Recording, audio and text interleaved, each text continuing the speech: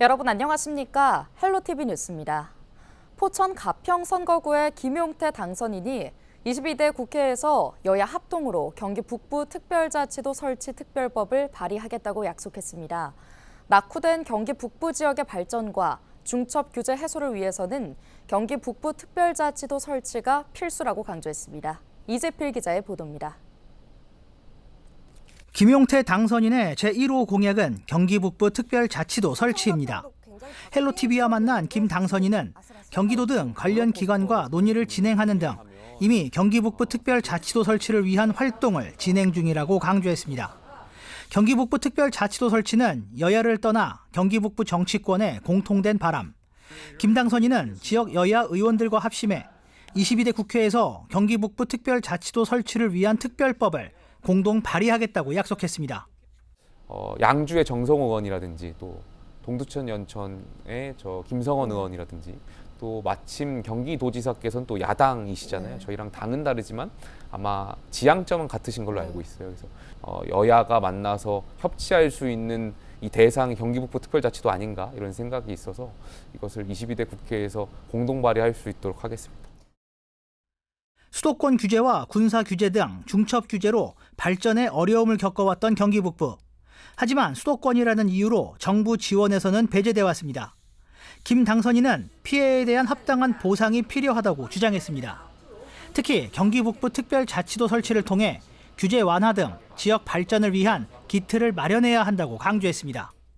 이 지역에 계신 분들이 굉장히 많은 피해를 받고 있었어요. 여기에 대한 보상이 합당하게 이루어져야 되는데 늘 돌아오는 대답은 경기 북부도 결국엔 수도권 아니냐. 성장 잠재력이 많은 곳이기 때문에 북부 특별자치도가 되어서 규제를 완화할 수 있는 그런 방안들이 꼭 필요하다. 이런 말씀 좀 드리고 싶습니다. 한편 김 당선인은 지난 2년간 정부와 여당이 시민들의 기대감을 충족시키기에 미흡했던 것 같다며 정부와 여당이 정의와 공정 등 가치 회복에 집중해야 한다고 강조했습니다. 헬로티비 뉴스 이재필입니다. 연천 지역은 해마다 이맘때면 30만 년 전으로 돌아갑니다. 구석기 시대의 의식주를 직접 체험하는 축제가 열리기 때문인데요. 제31회 연천 구석기 축제가 3일 개막했습니다. 어린이날 전후로 열리는 만큼 다양한 즐길거리가 마련됐다는데요. 축제 첫날 현장에 김신혜 기자가 다녀왔습니다. 어린아이들이 구석기 시대 옷을 입고 엄마는 그 모습을 사진으로 남깁니다. 한쪽에서는 돌을 서로 부딪혀 불을 피우는 등 세계 각국의 구석기 체험이 한창입니다. 제31회 연천 구석기 축제가 개막했습니다. 올해 축제는 아슐리안으로부터의 주먹도끼 초대장입니다. 구석기 시대 주먹도끼가 발견된 전곡리 유적 곳곳에서 30만 년 전 모습을 재현해 다양한 프로그램이 진행됩니다. 이 구석기 축제는 특히 5월 5일 어린이날 전후로 하는 부모와 어린이들이 함께 할 수 있는 축제의 장입니다. 정말 우리 대한민국의 가장 독창성이 있는 차별화된 축제입니다. 먹거리, 볼거리, 놀거리가 함께 농축된 그런 축제의 장을 즐겨주시기를 바랍니다. 해마다 가장 인기를 끄는 체험은 단연 구석기 바비큐입니다. 당시 원시인들이 직접 사냥한 고기를 구워 먹었던 것처럼 1m가 넘는 나무꼬치에 고기를 꽂아 참수채 구워 먹는 체험입니다. 아이들은 신기하면서도 축제장에서 가장 재밌었다고 말합니다.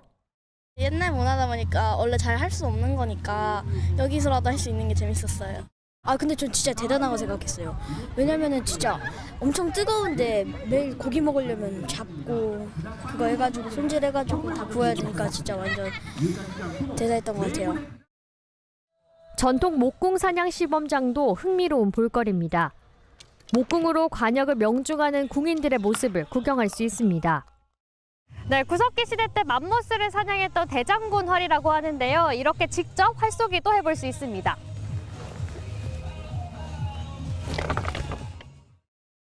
활쏘기가 멀리 그거 맞춰지거든요.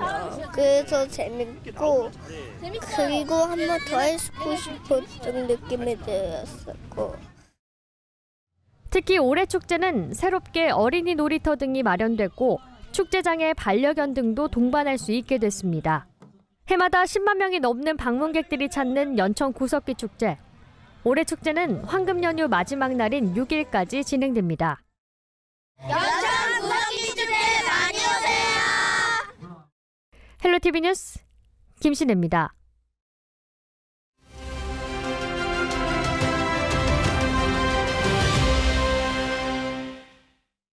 의정부 을지대병원이 개원한 지 3년이 지났습니다.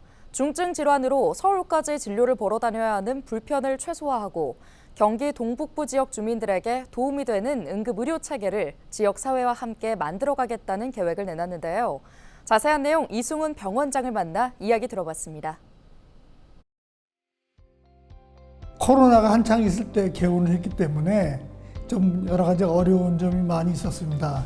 그러다 보니까 이제 의료진들, 특히 간호사 선생님들이 좀 힘들으셨던 것 같아요. 왜냐면 서로 환자들하고도 또 이제 우리가 소통할 때 이제 얼굴 보고 뭐 다 이렇게 되는데 그게 안 되게 서로 오해하는 것도 많고, 그리고 그다음에 이제 의료진들도 마찬가지고, 그래서 그다음에 또 아무래도 활동에 제약이 있고 또 환자들이 병원에 오는 것도 코로나 때문에 좀 어려웠었고, 최근에는 진료, 병원에 찾아오시는 분들 많이 늘었고 병상 가동률도 많이 높아져서 이제는 뭐 우리가 도약의 단계가 아닌가, 어려운 준비 단계를 거쳐서 도약의 단계 아닌가 그렇게 생각하고 진료 퀄리티를 높이는 그런 활동을 많이 했었죠. 첫째는 이제 중증 질환, 특히 심뇌혈관 질환, 다시 말해서 급성 그 심근경색증, 그다음에 뇌졸중, 이게 시간을 다투는 그런 그 환자들이기 때문에 그런 환자들을 24시간 우리가 지역에서, 경기 동북부 지역에서 저희가 돌볼 수 있는 그런 시스템을 저희가 구축을 하고 있습니다. 지역의 소방서 119, 그다음에 지역에 있는 의료원들, 그다음에 민간 병원들, 그리고 저희 병원, 이렇게 해서 이제 모여서 환자를 신속하게 이송할 수 있고 신속하게 리퍼할 수 있고 전원할 수 있는 그런 시스템을 지금 만들고 있고 일부 구축에서 잘 활용하고 있습니다. 그래서 그러니까 첫 번째 우리가 이제 목표는 지역 내에 있는 경기 동북부 내에 있는 심뇌혈관 환자들을 우리가 처리한다, 우리가 도와드린다, 그분을 치료한다는 거 하나 있고, 두 번째 목표는 이제 지역 내에 있는 중증 환자들, 중환자들을 우리가 치료하기 위해서 금년도에 중환자 의학과를 우리가 신설했습니다. 마지막으로 금년 2월에 이제 소아 응급 책임 기관으로 저희가 이제 선정이 돼서 지금 저희가 준비를 하고 있습니다. 하루라도 빨리 저희가 이제 일부라도 이제 진료할 수 있게끔 만들려고 이제 노력을 하고 있습니다. 뭐 저희가 가장 중요한 것은 그 높은 수준의 그 진료를 제공을 해서 경기 동북부의 주민들이 구태여 서울 가지 않으셔도 지역 내에서 최고의 진료를 받을 수 있게끔 해드리는 게 저희 목표고요. 병원은 환자가 필요한 곳으로 가야 된다 하는 이념이 있어서 그 신념하에 저희가 이제 병원이 사실 이렇게 경기 북부에 병원이 거의 없거든요. 특히 동북부에는 병원이 없거든요. 그런 그 초심을 바탕으로 우리 모든 교직원이 합심하고 그다음에 지역의 그 여러 기관들, 우리 정부시나 우리 뭐 동두시나 지역 시의 관련 기관들, 보건소, 그리고 지역 주민들, 우리 주민들을 위해서 최선의 그 진료를 제공할 수 있게 우리가 뭐 노력하는 것이 저희의 사명이 아닌가 그런 생각을 하고 있습니다. 그래서 뭐 저희 잘 지켜봐 주시고 여러분들을, 그 환자분들 저희가 돌볼 그런 각오가 되어 있습니다.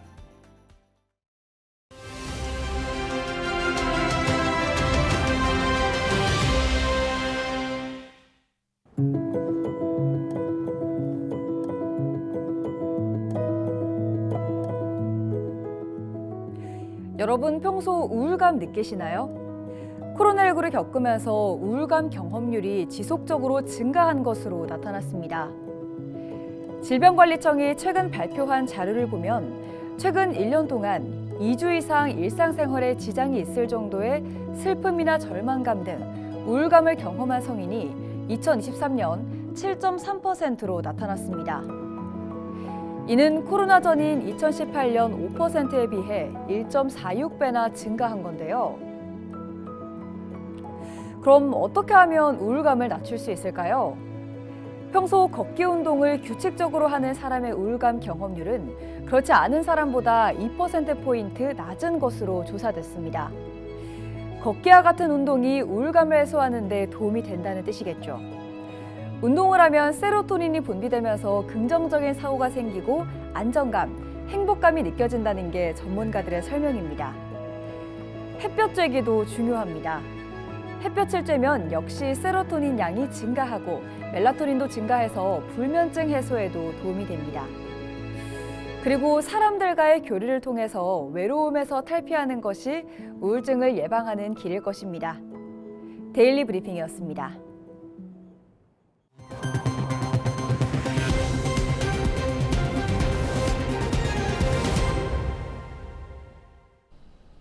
서울 아파트 전셋값이 1년 가까이 고공행진 중입니다.